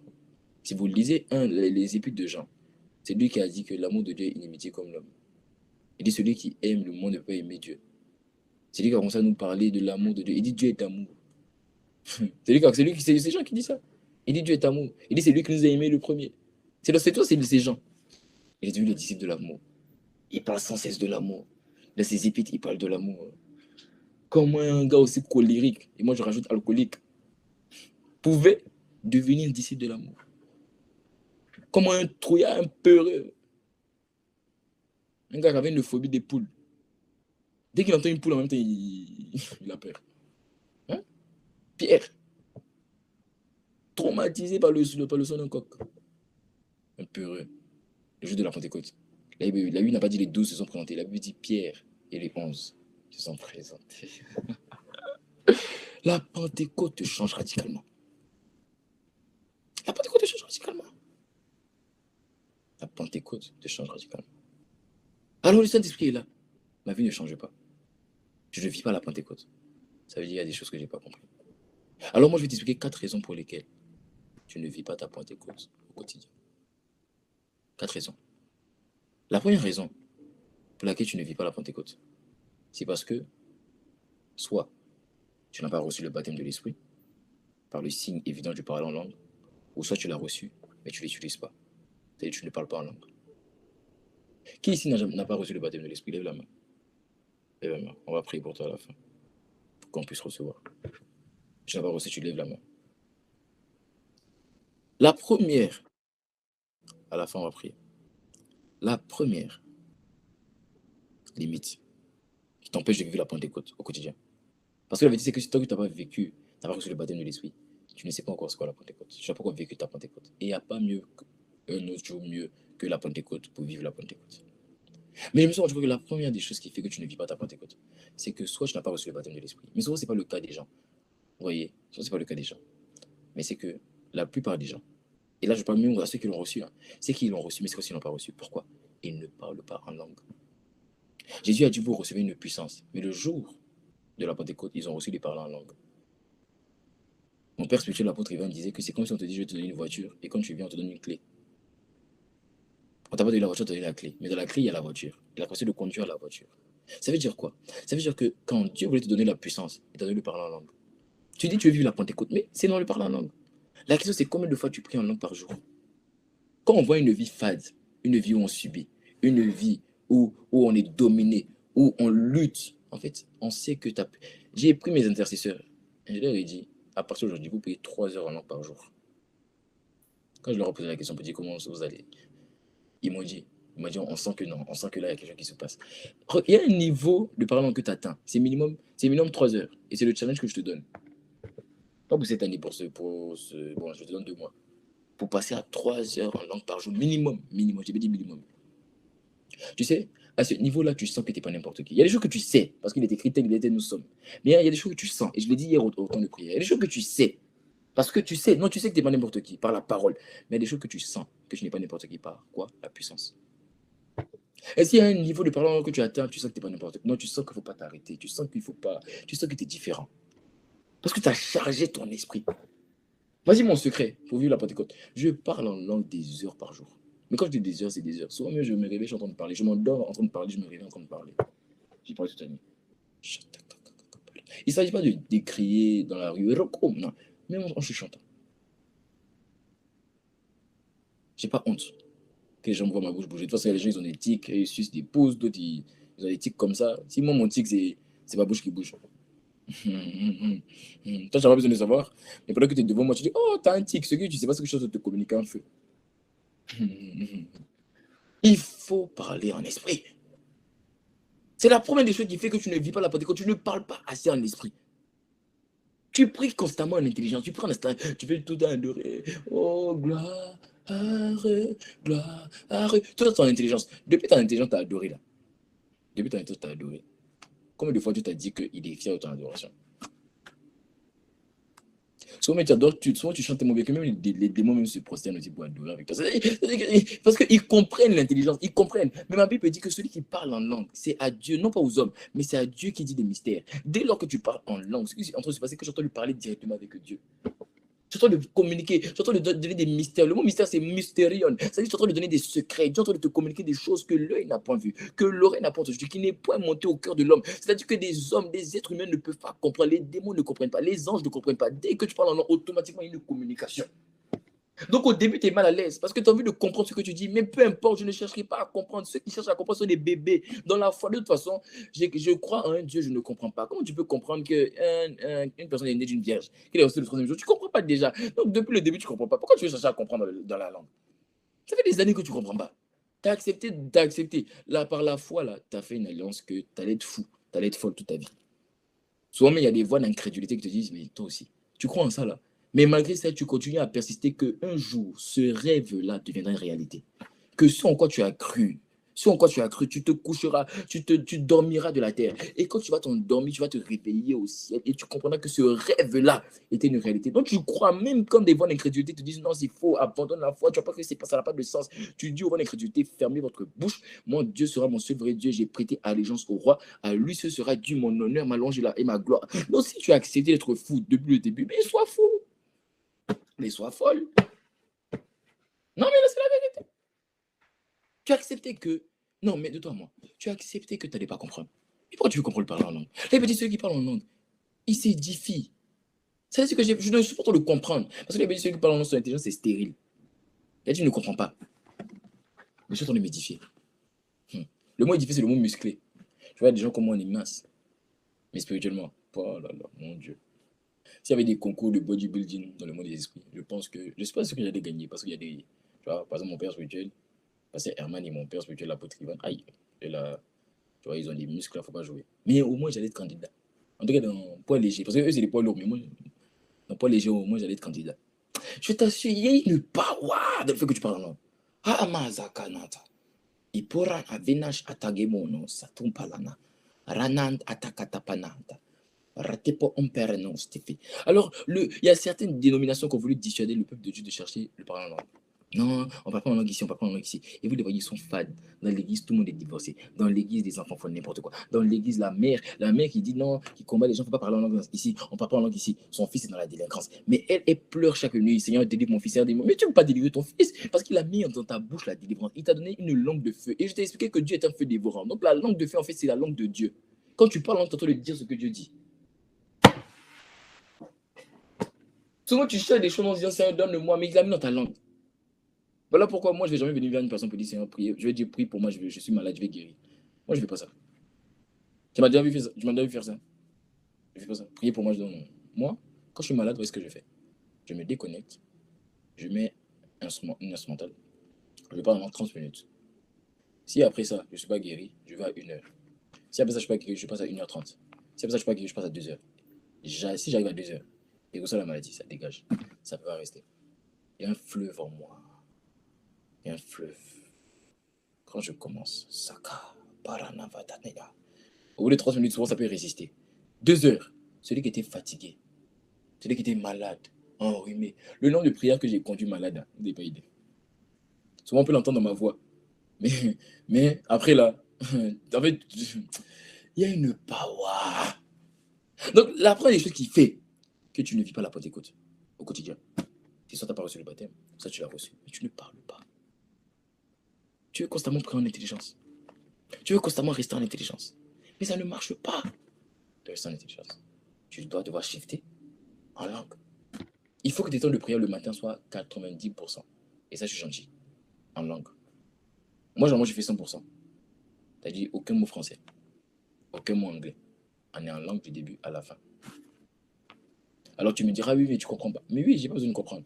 Mais je peux t'assurer. Toi qui as pris 100% en intelligence, moi j'ai pris 100% en langue. À la fin, si on veut s'asseoir pour dire qu'est-ce que Dieu t'a dit, qu'est-ce que Dieu m'a dit, je peux t'assurer qu'est-ce que Dieu m'a dit est trop fort. Ne serait-ce que hier, quand je suis pas, j'ai fait ma veillée. Vous savez ce que l'Esprit m'a dit? Il m'a donné une parole. Et je vais juste la partager rapidement. Il m'a dit le monde présente les hommes en fonction de ce qu'ils font. Mais moi, je les présente en fonction de ce qu'ils sont. Et j'ai dit comment ça? Il m'a dit lorsque le monde veut présenter un homme, c'est-à-dire le rendre populaire, le mettre à la lumière, ils vont montrer ce qu'il fait. Il m'a dit moi, je ne montre jamais ce qu'un homme fait d'abord, je montre ce qu'il est. Parce que c'est ce qu'il est qui détermine ce qu'il fait. Ainsi, quand moi je présente un homme, c'est ce que moi j'ai dit qu'il est, c'est ce qu'on verra de lui. Parce que quand le monde présente une personne, c'est que si ce monsieur on l'a présenté comme étant écrivain, le jour où il devient entrepreneur, on va le voir comme étant entrepreneur. Le jour où il devient footballeur, on va le voir, la même personne.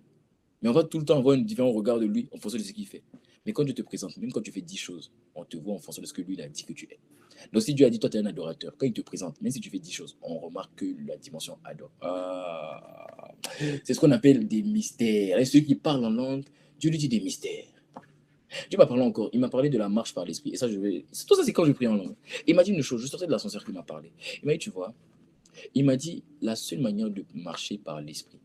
Et ça te choquerait de savoir que dans le livre de Galates, le mot marcher par l'esprit, c'est pas marcher par l'esprit majuscule, E majuscule. Donc on ne parle pas du Saint-Esprit. On parle de la marche par l'esprit, marcher de manière spirituelle. Il m'a dit, marcher de manière spirituelle vient par le fait de se priver des choses charnelles. Il m'a dit, à chaque fois que tu dis non à ce que ta chair te demande, tu viens un peu plus de marcher par l'esprit. Et vous savez ce qu'il m'a dit qui m'a choqué? Regardez ce qu'il m'a dit, écoutez-moi. C'est ce qu'il m'a dit. Mais tu vois, même les gens de ce monde ont compris. Il dit comment ça? Il m'a dit, n'as-tu pas vu que par exemple les alpinistes, ou les gens qui font du yoga, les gens qui maîtrisent leur corps, pour maîtriser leur corps comme ils maîtrisent leur corps là, les Chinois qui se tapent sur les parties intimes et puis ils ont pas mal. Il m'a dit pour maîtriser ça, qu'est-ce qu'ils font? Chacun va faire des privations. Souvent ils arrêtent de dormir, souvent ils arrêtent de manger. Parce que même ils ont compris qu'à chaque fois que je dis non à ma chair, je commence à manifester un peu plus dans le monde spirituel. Il m'a dit mais c'est seulement vous les chrétiens ne comprenez pas ça. Qu'à chaque fois que vous privez votre chair de quelque chose, une dimension de l'esprit sort. Il m'a dit même les gens du monde ont compris. C'est pour ça que quand ils ont envie, il y a des gens qui sont capables de rester dans le froid tout nus. Pourquoi? C'est un niveau où leur esprit a pris le dessus sur leur corps. Ils ne sentent plus leur corps. Pourquoi? Ils ont appris à dire non à la chair. Parce que ce sont de telles choses, des mystères que Dieu est capable de te révéler. La première des choses, il fait que tu ne vis pas constamment une Pentecôte. Une vie de domination, une vie de règne, une vie où tu es là comme ça. Et puis tu envoies le message à quelqu'un. Moi, j'ai vu des personnes qui étaient dans le cauchemar. Une fille me dit, ça fait 2 semaines, je vis des cauchemars. Chacune, dès que je ferme les yeux, cauchemar, on me poursuit, on me frappe, on me poursuit, on me frappe. Elle m'envoie un message. Je n'avais pas le temps de l'appeler, c'est ce que je lui ai fait. Je lui envoie un message. C'est que ça s'arrête. C'est bon. Au nom de Jésus. J'ai dit, une fois que tu as lu le message, c'est bon, c'est réglé. Elle a lu, elle allait se coucher. Jusqu'à présent, il n'y a plus de cauchemar. C'est ce qu'on appelle la Pentecôte, une vie de domination. Même par un message, ça s'appelle la délivrance des gens. J'ai vu des personnes qui ont vu mon message commencer à vomir. Je parle de quoi? C'est une vie de power, une vie de domination. C'est la vie que Dieu veut que tu mènes. Et c'est là que tu vas mener. Si on est seulement dans une vie, oh mon Dieu, oh mon roi, oh mon Dieu, oh mon roi, on t'aime, on t'aime. Dieu sait que tu l'aimes. Mais en attendant, il y a des gens qui meurent. L'équilibre, c'est demander la présence et demander la puissance de Dieu. Ça, c'est la première raison. Est-ce que je vais donner les 4 raisons aujourd'hui? Cet esprit. C'est la première des raisons. La deuxième raison pour laquelle je sais quoi, la deuxième raison pour laquelle tu ne vis pas ta Pentecôte, c'est parce qu'il te manque la conscience de ce revêtement-là. Laisse-moi te dire une chose. C'est que le manque de conscience de ce revêtement va limiter ta transformation. Ça t'empêchera de vivre la Pentecôte. Pourquoi est-ce que tu dis non, les autres ils ont l'autorité, les autres ils ont le revêtement, moi je ne l'ai pas? Je vais t'expliquer. Dès lors que tu as reçu le baptême de l'esprit, tu viens de recevoir une puissance. Pas forcément au même grade que d'autres personnes. Les autres ils sont des généraux, il faut comprendre. Mais toi, à ton niveau, tu peux faire quelque chose déjà. Ta fidélité dans le peu de choses. Moi, je n'ai pas commencé. Ce qu'on a vu hier, Dieu, on veut lever des tâches. On a vu ici des pieds poussés. On a vu ici des aveugles voir. On a vu ici des sourds qui ont parlé. Des sourds qui ont entendu. Des muets qui ont parlé. Des parasites qui sont levés pour marcher. Des douleurs au dos qui ont dégagé. Des poids au niveau de la poitrine qui ont dégagé. Des boules qui ont dégagé. Des grosseurs qui ont dégagé. Des raies de l'ours qui ont dégagé. Des gens qui étaient dans le coma qui sont réveillés. On a vu des choses incroyables et on continuera à avoir davantage, je t'annonce. Je t'annonce une dimension où tu verras des autistes être libérés. Je t'annonce une dimension où tu verras des cancers vont sortir des corps comme ça, vont sortir des corps. Pendant longtemps, ça va sortir. Mais est-ce que tu sais que ça n'a pas commencé comme ça?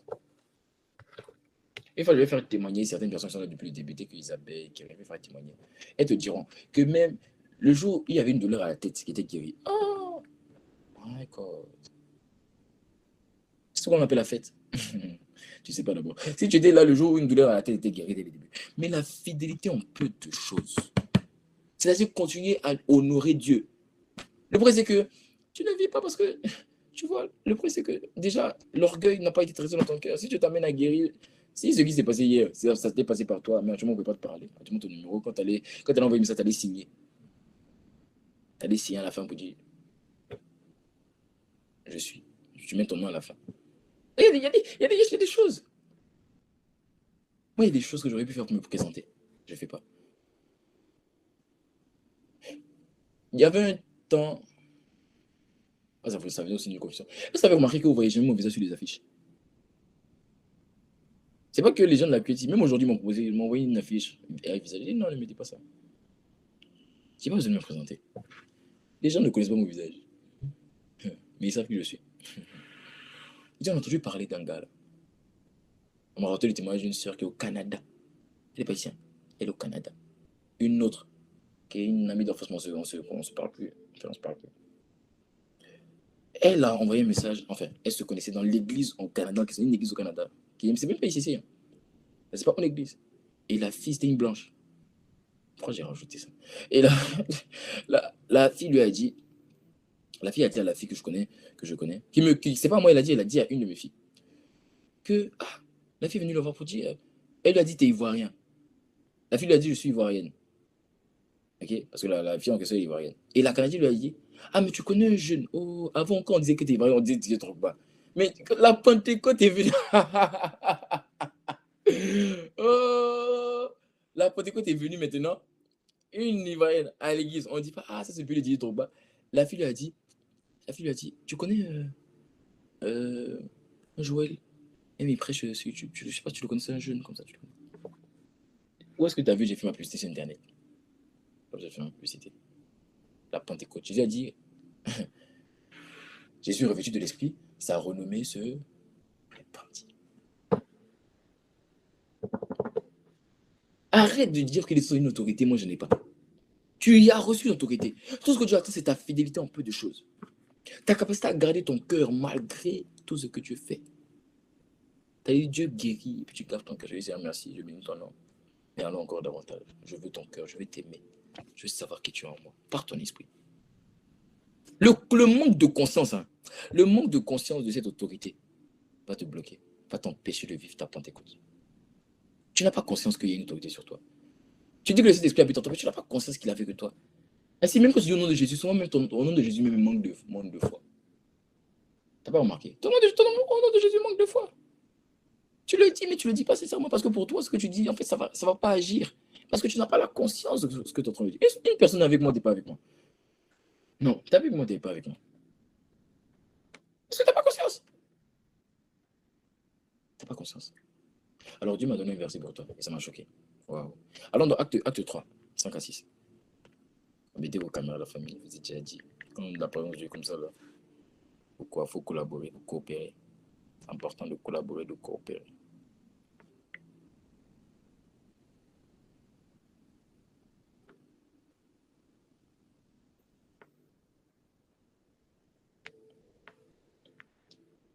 Acte 3, 5 à 6. Vous pouvez afficher le verset, s'il vous plaît. Vous pouvez afficher le verset, s'il vous plaît. Acte 3, 5 à 6. Chatabarane, Satego, Nantan. Ok. À ce qui paraît, les versets sont dans les commentaires, à ce qui paraît, il y a un petit problème. Mais moi, c'est dans les commentaires, mais moi, je n'ai pas vu les commentaires. Je n'ai pas vu le verset. Where is the verse? Acte 3, 5 à 6. Voilà, regardez ensemble dans les commentaires. Il y a un petit problème à la régie. Là, il me dit, l'infime, est-ce qu'on pourra rajouter ça du coup au montage, c'est possible? L'infime les regarda attentivement. Regardez ce que l'Esprit me montrait. Pierre et Jean avaient la conscience. Ils avaient une conscience.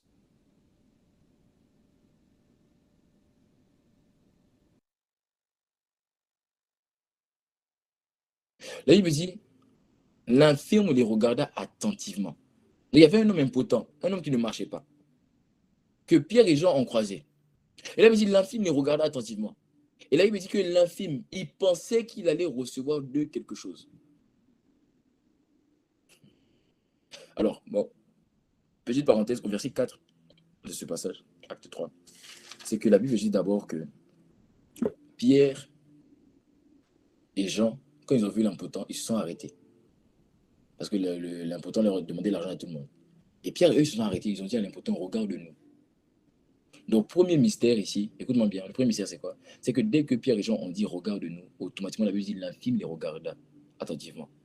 Et automatiquement, c'est là maintenant que la Bible dit l'infime pensait qu'il allait recevoir de quelque chose. C'est le premier mystère. Ça veut dire le fait qu'il les a fixés dans les yeux, lui a fait comprendre que non, eux, là, ils ont quelque chose à me donner. Tu dis que tu vis la Pentecôte, il faut qu'on te regarde, on te fixe. On puisse dire non, il a quelque chose pour moi. Ça, c'est le premier mystère. On continue. Regardez. L'infime les regarda attentivement. Il pensait qu'il allait recevoir de quoi? Quelque chose. Mais regardez. Mais Pierre lui dit, c'est trop fort. Mais Pierre lui dit, je n'ai ni argent ni or. Mais ce que j'ai, je te le donne au nom de Jésus le Christ de Nazareth. Lève-toi et marche. Vous savez ce que ça veut dire? Laissez-moi montrer cette nuit. Vous savez ce que ça veut dire? L'Esprit m'a fait comprendre que Pierre est en train de lui dire en fait, je ne suis pas Dieu. Mais du peu que j'ai, je te le donne. C'est pourquoi je dis que Pierre a dit, je ne suis pas Dieu. Mais du peu que j'ai, je te le donne. Parce que là, il me dit que l'or et l'argent appartiennent à qui? À Dieu. Donc quand il disait ici, je n'ai ni argent ni or, ça veut dire, je ne suis pas Dieu. Mais j'ai quelque chose avec Dieu. Je ne suis pas Dieu. C'est-à-dire, ce qui va se passer par la suite, c'est pas que je suis Dieu. Ne me considère pas comme Dieu. Je ne possède ni or, je ne possède ni argent.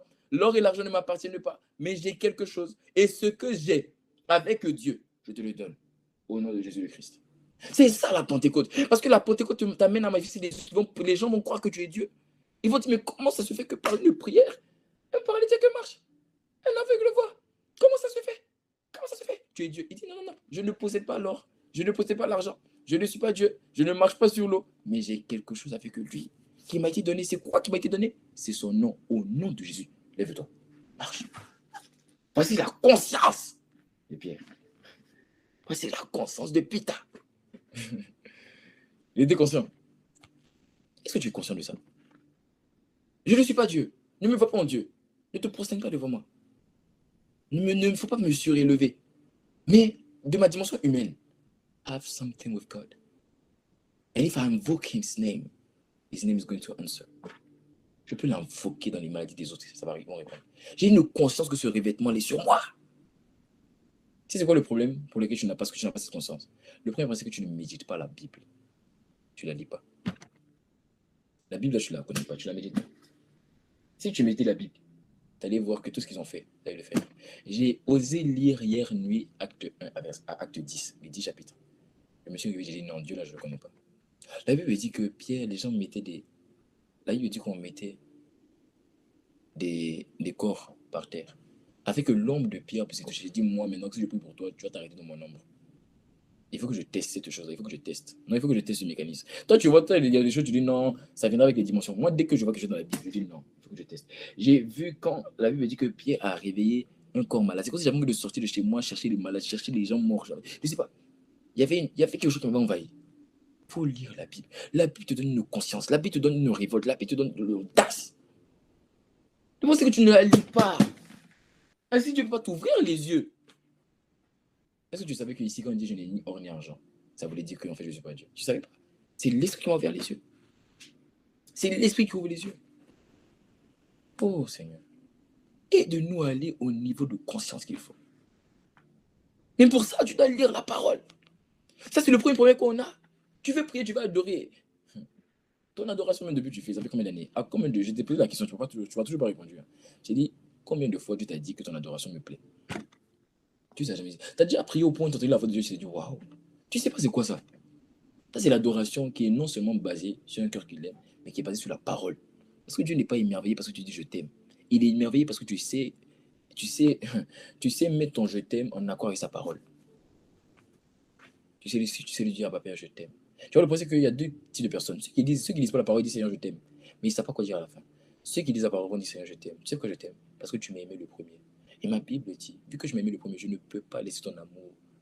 Je ne peux pas ne pas répondre à ton amour. Je t'aime en retour. Dieu aime les cœurs comme ça. Et il aime les cœurs qui lui parlent sur la base de la parole. Tu dis non, Seigneur, tu es le plus beau. Seigneur, tu es beau. Seigneur, tu es grand. Il y a deux personnes qui vont dire Seigneur, tu es grand. Parce que ma Bible dit que tu as reçu le nom de tous les noms. La terre est remplie de ta gloire. Le ciel est ton trône, la terre est ton marchepied. Voici là ta grandeur. Ta grandeur dépasse les différentes sphères terrestres et universelles. Oh Dieu grand. Dieu est touché par ce type d'adoration. Dieu n'est pas touché par ton adoration. Mais non, Seigneur, tu es beau, tu es grand. Tu dois aspirer à ça. Tu dois avoir conscience. Et le problème de la conscience, c'est que malheureusement, beaucoup d'entre nous, on ne lit pas la parole de Dieu. On ne la lit pas. On ne la lit pas. Ça, c'est le premier problème. Deuxième problème qui fait qu'on n'a pas conscience de l'autorité, c'est que, en fait, on a trop conscience de nos combats. On s'est dit, mais comment moi, je lutte contre la pornographie, la masturbation, je peux faire lever un paralytique. Je parle des paroles de connaissance. Je peux guérir un malade. Comment? Moi qui lutte contre le péché, tu as conscience de tes combats. Tu n'as pas compris la Pentecôte. La Pentecôte, ceux qui étaient dans la chambre haute, ils avaient des combats. C'est dans la chambre où il y avait Thomas. Tu sais qui est Thomas? Thomas lui dit, toi qu'il n'a pas vu Jésus, il ne croit pas. Imagine si Jésus n'était pas venu. Actuellement, il était en enfer. Vas-y, il n'y croit pas. Des pécheurs, encore des peureux. Pierre le peureux, il a un père d'une poule. À chaque fois que chaque matin, il entendait une poule en même temps, ça révélait des traumatismes. Mais tu penses qu'ils avaient conscience de leur combat? Bon, tu sais quoi? Même si eux, ils avaient conscience de leur combat, il n'y a pas de problème. Mais tu penses que Jésus avait conscience de leur combat? Entre Dieu et toi, qui a raison? Qui est plus conscient de ce qu'il fait et de ce qu'il dit? Qui a plus d'assurance dans ce qu'il dit, dans ce qu'il fait? Toi, tu dis, j'ai conscience de mes combats. Ok, il n'y a pas de souci. Mais Jésus te dit, malgré que tu aies conscience de tes combats, il dit, attends l'esprit. L'esprit va venir. Jésus n'a même pas conscience de tes combats. Il a conscience de l'esprit en toi. Et toi, tu as conscience de tes combats. Est-ce que tu fais confiance à Dieu? Fais confiance à Dieu. C'est te conscient non pas de ses combats. C'est te conscient de l'esprit de Dieu. C'est te conscient de l'esprit de Dieu. Est-ce que j'ai développé les casseras?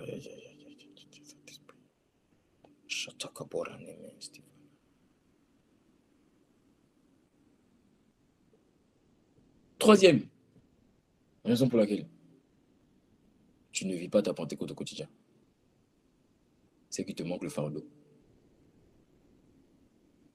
Tu veux la Pentecôte, mais pourquoi faire? Tu veux une vie de domination, mais pourquoi faire? Pour toi? Tu n'as pas d'intérêt que pour toi.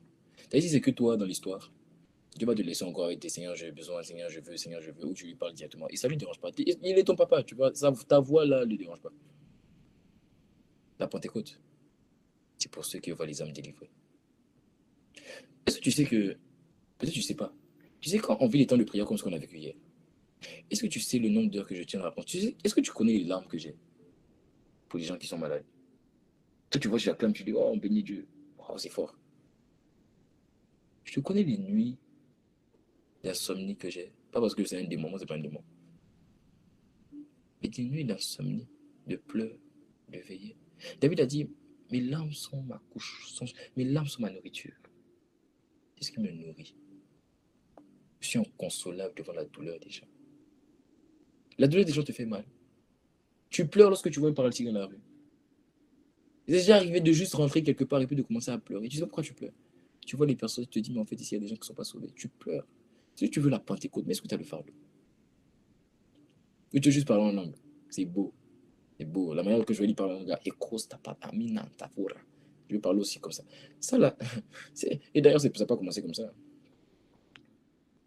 Ça n'a pas commencé comme ça. Parce que je vais te donner encore un autre mystère. Parce que le parler en langue qui est différent là, qui vient avec des phrases, des mots que tu n'entendais pas, c'est des parlements qu'on engendre dans le fardeau. Hein.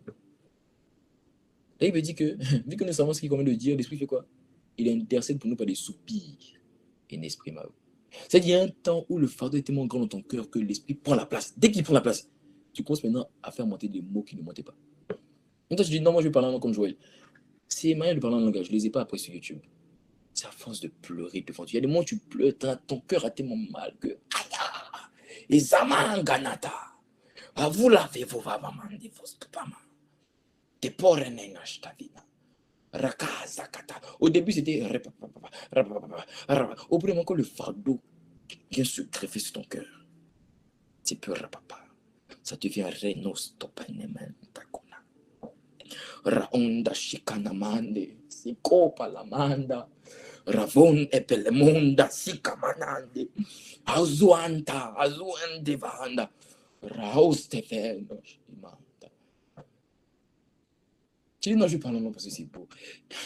Le problème, c'est qu'il te manque le fardeau. La dimension à laquelle tu pourras sauver les gens est proportionnelle à la dimension à laquelle ton fardeau sera inscrit en toi. Est-ce que tu as le fardeau? Tu en as marre de voir les gens souffrir? Tu es fille, tu es une fille. Moi, je suis garçon. J'ai plus mal qu'une fille souffre des règles douloureuses que toi. Je n'ai jamais vécu ça. Je ne vivrai jamais. Et ça, c'est une bonne prophétie, je suis un garçon. Mais regarde. Tu ne penses pas que c'est par toi que Dieu veut passer? Toi qui as vécu ça, que Dieu a délivré. Tu ne penses pas que c'est par toi que Dieu veut passer? Tu as mal lorsqu'une personne ne voit pas. Regardez la création comme elle est belle. Regardez tout ce que Dieu a fait de cette création. Il y a des hommes qui sont nés aveugles, qui ne voient pas la splendeur de Dieu. Es-tu déjà venu devant Dieu dans la prière, te mettre à genoux, te dire, Papa, as-tu créé la terre pour que des hommes ne la voient pas?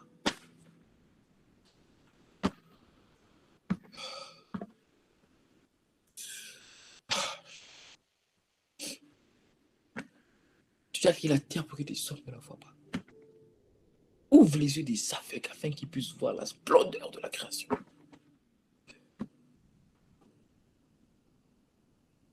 Est-ce que tu pries pour les inconvertis qui meurent chaque jour? Voilà pourquoi tu vas évangéliser. Si tu vas évangéliser sans le cœur de fardeau, ça rien ne va se passer. Ce qui va changer ton évangile, c'est pas ta prière que tu fais, tes 3 heures de prière que tu vas en aller. C'est pas ça. Mais si tu as fait 10 minutes de prière, si tu les as fait avec le fardeau, tu verras des résultats. J'ai un de mes fils qui est connecté.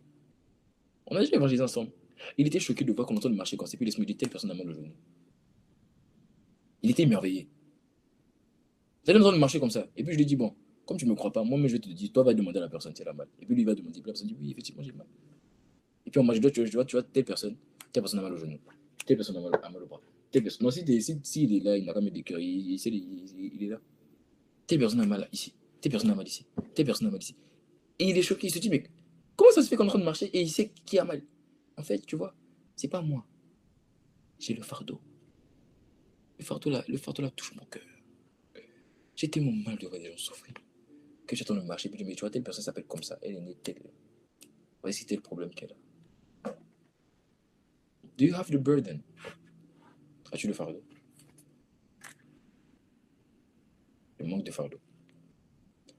Acte 7, verset 23-24. Et je vais terminer avec le quatrième. Acte 7, verset 23-24. Là, il me dit de Moïse, à l'âge de 40 ans, il voulut venir, c'est ça le fardeau, voici le résumé du fardeau. Il voulut venir en aide à ses frères. C'est tout, voici le fardeau. Le même fardeau, c'est vouloir venir en aide à quelqu'un. À 40 ans, il voulait venir en aide. À qui est-ce que tu veux venir en aide? Aux inconvertis? Aux aveugles? Aux boiteux? Pose-toi la question. À qui est-ce que tu veux venir en aide? À l'âge de 40 ans, il voulait venir en aide à ses frères, les Israélites. Voyons que l'on maltraitait l'un d'eux. J'en ai marre de voir la maltraitance des âmes par le diable. Le diable ne fait que maltraiter les gens. Comment tu veux que je sois tranquille? Comment tu veux que je sois tranquille?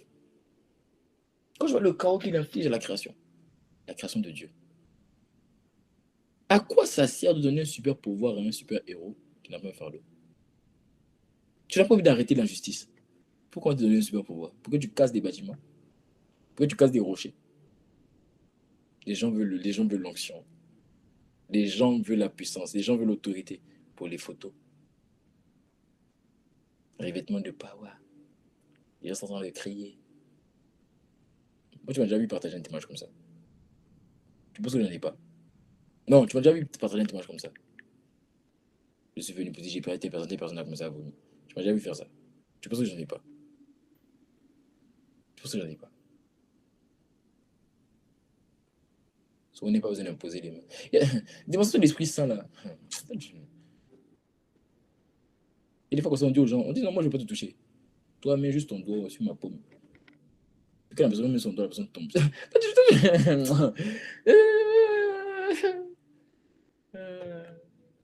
Mais tout ça là, c'est un peu le fardeau. Ça sert à rien. Les gens veulent la Pentecôte pour être visible. Sur Internet, il faut que je monte. Les gens tombent. Montrer que Dieu est vivant. Mais quand les gens tombent, tu dois leur montrer que Dieu est vivant à qui? Aux chrétiens ou aux païens? Parce que les chrétiens, eux, ils savent déjà. C'est pas parce que mais quand un païen voit les gens tomber, ne pense pas qu'il est émerveillé. Ah. Il y a une personne qui n'avait pas compris ça comme ça. Donc en fait, le fait que je me montre des gens tomber, c'est bien. Mais ça édifie qui? Les chrétiens. Est-ce que les chrétiens t'ont dit qu'ils ne savent pas que Dieu est puissant? Ils savent. Un païen, quand il voit un chrétien tomber, il voit les gens tomber, je t'assure, ils ont peur.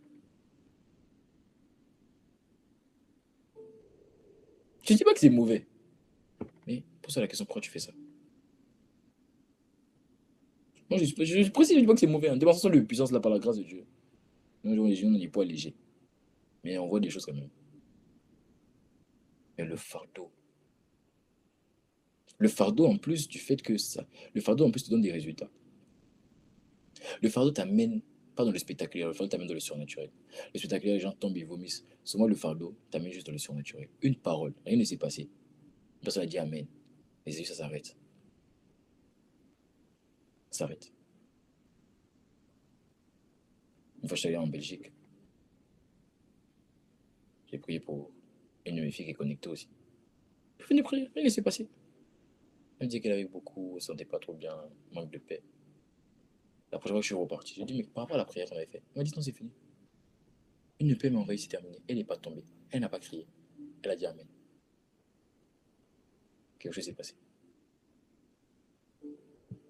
Le manque de fardeau t'empêchera de vivre la Pentecôte. Ce que les apôtres ont vécu dans Actes des Apôtres, tu ne pourras pas le vivre si tu n'as pas le fardeau. Ils avaient le fardeau. Ils voulaient voir des gens sauvés. Ils vivaient pour ça. Ils vivaient pour ça. Et dernier point, et je vais terminer par là. Est-ce que je vais terminer? Dernier point. Le manque de soif de Dieu Le manque de la soif de Dieu. Ah, Joël, on revient encore dessus. Oui, on revient encore dessus. Voilà, il faut aimer Dieu. On commence avec ça, on finit avec ça. Vous savez, il y a 3 niveaux dans l'école du Saint-Esprit. L'école du Saint-Esprit, il y a 3 niveaux. Demandez, vous recevrez. Cherchez, vous trouverez. Frappez, on vous ouvrira. Le problème, c'est que beaucoup de personnes sont restées au niveau de demander, vous recevez. Ça, c'est la notion de quand vous avez reçu l'Esprit. La notion de la Pâque. J'ai reçu l'Esprit. Donc, je suis la notion de oui, Seigneur, je veux, et puis Dieu te donne, et puis je veux, et puis je te donne. Il y a un temps où Dieu va fermer cette classe-là. Il va t'amener à chercher et à trouver. Ça devient compliqué. À ce moment-là, tu vas devoir galérer un peu dans le désert pour pouvoir le trouver. Mais ce qui va te permettre de persévérer dans la quête, c'est la soif. Est-ce que tu auras assez soif jusqu'à le trouver? La soif est dangereuse. Hein? La soif amène Dieu à se répandre sans trop d'efforts. Dans Acte 10, 44 à 46, je vais atterrir. Là, il me dit que pendant que Pierre parle encore, c'est le jour où le peuple a reçu la Pentecôte. Les païens ont reçu la Pentecôte au travers de la famille de Corneille. Là, il me dit que pendant que Pierre était en train de prêcher, l'Esprit de Dieu s'est répandu sur Corneille et sa famille. Pierre n'avait pas encore dit recevoir le baptême de l'Esprit. L'Esprit a dévancé Pierre pour aller toucher les gens. Pourquoi? Qu'est-ce qui a fait qu'ils ont vécu la Pentecôte avant même que Pierre annonce une Pentecôte pour eux? Ils ont vécu la Pentecôte à cause de la soif. Tu dis tu veux Dieu dans des dimensions. Ce qui va te permettre d'avoir ce Dieu-là dans cette dimension, c'est quoi? C'est la soif. Le manque de soif de Dieu t'empêchera de vivre la Pentecôte chaque jour. Et en fait, ne me dis pas non, mais moi j'ai soif. Tu sais, la vérité, c'est que tu peux pas avoir soif de Dieu tant que Dieu lui ne te donne pas la soif. Donc, pour avoir la soif là, on le verra par ta manière de prier. Qu'est-ce que tu demandes à Dieu? C'est pour ça que tu dis, tu n'arrives pas à prier, longtemps. C'est parce que tu penses que la prière, c'est demander, vous recevez. La prière, c'est pas demander, c'est le petit niveau des bébés. Seigneur, donne-moi. Seigneur, donne-moi. Seigneur, donne-moi. C'est le niveau des bébés. Tu commences un peu à nager dans les grandes eaux lorsque tu rentres le chercher. À ce moment-là, tu es capable de rester 3 heures, 4 heures devant Dieu. Pas parce que tu n'as pas sommeil. C'est pourquoi? Parce que tu as soif. Donc, tu ne fais que parler. Seigneur, je te veux toi. Tu te poses la question, mais où est-ce que je trouve ces mots-là? Ça fait du fait que tu as soif. Est-ce que tu as soif? Si tu as soif, il va venir. Si tu veux le trouver, lui, si tu veux le connaître, l'aimer, il va venir. Quand il vient, et greffe en toi son cœur. Ce cœur-là t'amènera à vivre la Pentecôte. 4 raisons pour lesquelles on ne vit pas notre Pentecôte. La première, j'ai dit quoi? C'est que si on n'a pas le baptême de l'esprit, ou soit on l'a mais on ne prie pas en langue. Donc on n'est pas édifié intérieurement. Deuxième, j'ai dit quoi? J'ai dit c'est le manque, tout simplement, le manque de la conscience. Troisième, le manque du fardeau. J'ai pas le fardeau pour les autres. Ma vie c'est moi, mais. Parce que chaque fois moi, mais il y a aussi mais. Quatrième, en fait, j'ai pas soif de Dieu. En fait, Dieu, je le veux pas en fait. Je le désire pas. Si tu arrives à avoir le fardeau, la soif de Dieu, la conscience, et que tu pries sans cesse en nom, je t'assure, ta vie ne sera pas une amélioration, ce sera une transformation. Quand on te verra, on reconnaîtra que Dieu est avec toi. On fera une transformation radicale. Tu seras une terreur. Et je t'ai fait comprendre ça hier. Je t'ai dit, il y a des grâces sur plusieurs personnes. Moi, une des grâces que Dieu m'a faites, c'est que ce n'est pas une question d'âge. Il ne faut pas me parler d'âge. Tu sais pourquoi? J'ai vécu ma Pentecôte. Et je peux te dire exactement quel jour j'ai vécu ma Pentecôte. Je sais que ça a changé. Moi, mon baptême de l'esprit, je l'ai reçu avec Dieu. C'est Dieu qui m'a baptisé d'esprit. Dans sa présence. Ce jour-là, il m'a dit, je verse sur toi une nuit de puissance, de consécration et de faveur. Depuis ce jour-là, toutes les portes dites fermées se sont ouvertes. Ça, c'est la faveur. J'ai juste un désir de l'aimer. Ça, c'est la consécration. Et j'ai vu Dieu faire des choses incroyables. Ça, c'est la puissance. Où l'intuition de le résultat d'une personne qui a vécu la Pentecôte? J'avais juste envie de voir des gens sauvés. Tu connais House Party? L'application là? Pendant que les gens allaient là-bas pour discuter, moi je rentrais, je prêchais aux gens. Allez, house des gens. De toute façon, on était confinés. Que ça soit trouvé en toi. Si c'est trouvé en toi, tu vivras ta Pentecôte. Chaque jour. Au nom de Jésus-Christ. Amen. tu n'as jamais eu l'opportunité de donner ta vie à Jésus, de faire la paix avec lui, et que tu ressens en toi ce vide, ce besoin de le connaître, d'avoir une relation avec lui, tu vas répéter après moi cette prière, la prière du salut. Si tu n'as jamais fait cette prière, répète après moi. Seigneur Jésus, merci. Parce que aujourd'hui, par ta parole, tu m'as parlé. Et je ne veux plus te repousser. Mais dès aujourd'hui, à partir de maintenant, je te reçois dans ma vie comme mon Seigneur et mon Sauveur. Change ma vie, transforme-moi, viens habiter en moi par le Saint-Esprit. À toi soit l'honneur, la louange et la gloire Jésus. Je t'aime. Amen. Si tu as répété cette prière, tu es devenu enfant de Dieu, alors notifie cela en commentaire en disant « J'ai fait la prière du salut ». Que Dieu te bénisse.